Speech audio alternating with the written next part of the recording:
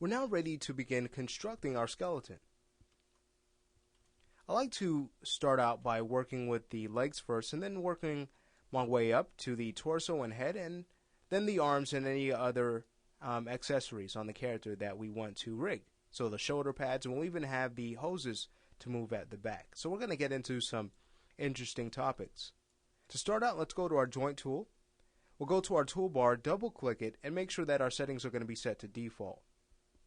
I find that these work very comfortable when importing the character into the engine, so we can use these. They'll work just fine for us. From there, we're ready to go to our side view, so we'll access that. And if you like to frame your character in all panels, you can just press Shift A to quickly cycle through and do just that. From there, we'll press Control A twice, so we can see a wider display here. May need to frame the character again.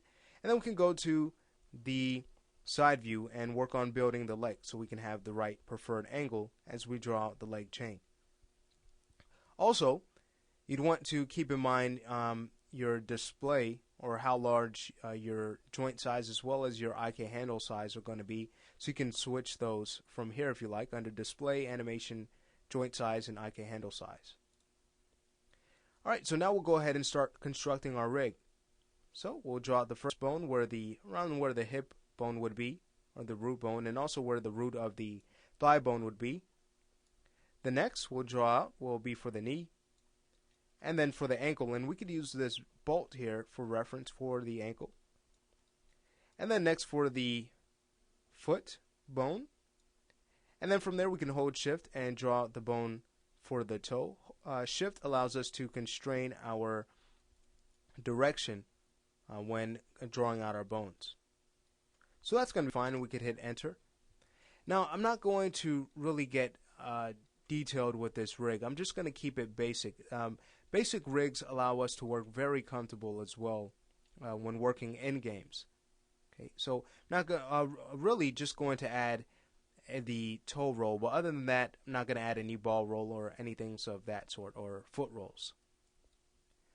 Okay, another important thing we want to keep in mind is the objects of our character. So for example, we have this back piston here, and because of this, we're not really going to want to add, let's say, a heel roll.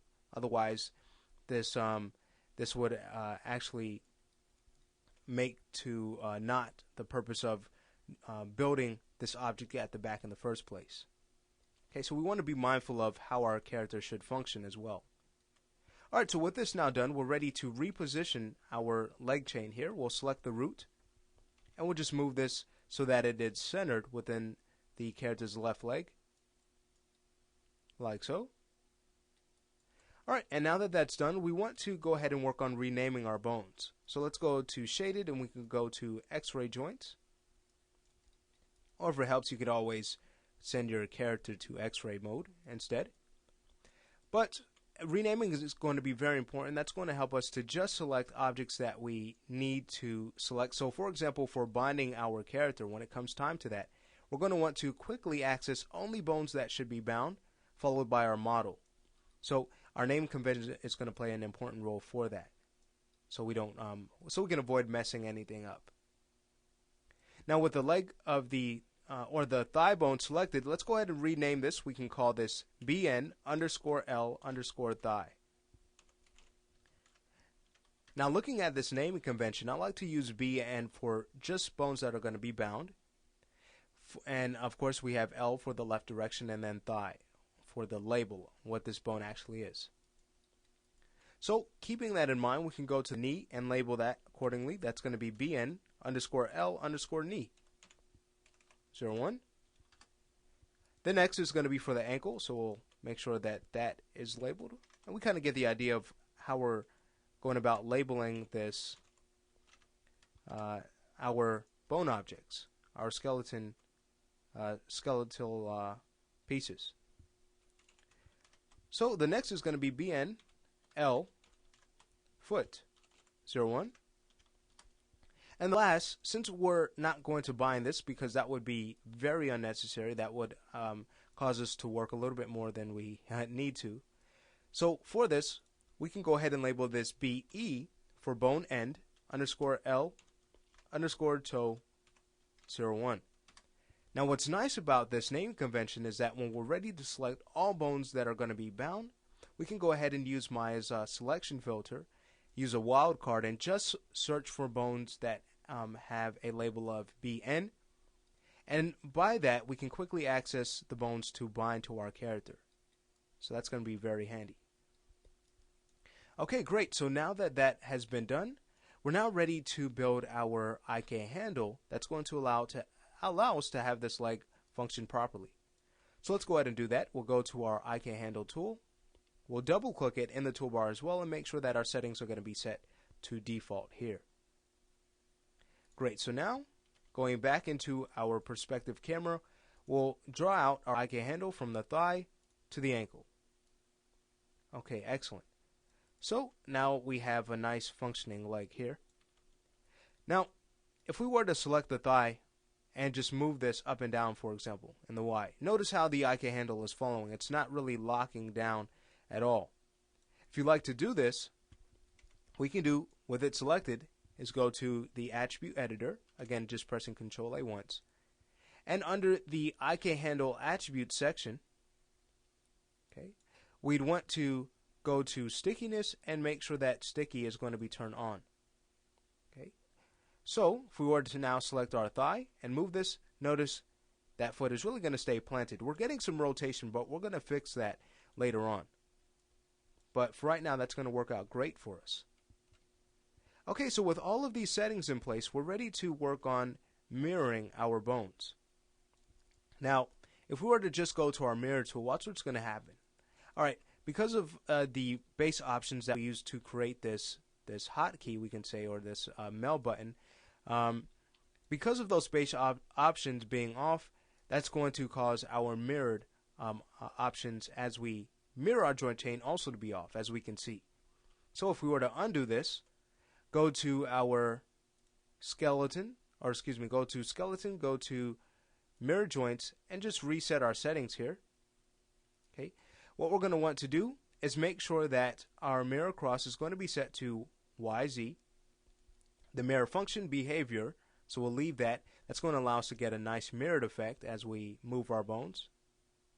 And then for the search for and replace with, this is handy for renaming our objects. So since we're mirroring to the right side, we'll want to label instead our underscore L underscore with an underscore R underscore. Knowing that for the search for, we'll have Maya search for underscore L underscore and have that replaced with underscore R underscore. And we'd want to make sure that we do add these underscores in there. That's going to allow us to not rename all of the L's and R's within our names. So now that that's done, we're ready to go ahead and hit mirror across. Great. So now we have our objects mirrored across. Now, if you wanted to use this button here, okay, to mirror your joints, you'd have to now remake the button based off of your new options. Otherwise, we're going to get that same incorrect result. So to remove this button, we can go to our shelf editor, go into the right tab. We'll now go to mirror joint and just go to delete item. Now, holding Control Shift, we'll go back to skeleton. We'll go to mirror joints. You can add the options if you like, but I'm going to go ahead and just stick with mirror joints. And now, if you like to reposition this, you can just use the middle mouse button and drag, let's say, on top of the component editor to quickly switch that back. Okay, great. So now we have them with the right settings. Now, what we'll also want to do is rename our IK handles. Okay, so let's go ahead and do that. The right, we'll call this RP underscore R underscore leg 01. For the left, we can call this RP underscore L underscore leg 01. And what's nice about the mirror joints tool is if we went ahead and renamed our IK handle, okay, with this naming convention, for example, when we mirrored, it would automatically also switch this naming scheme to accommodate for the right side. So that's another very handy thing about the mirror joints tool. Really saving us a lot of time.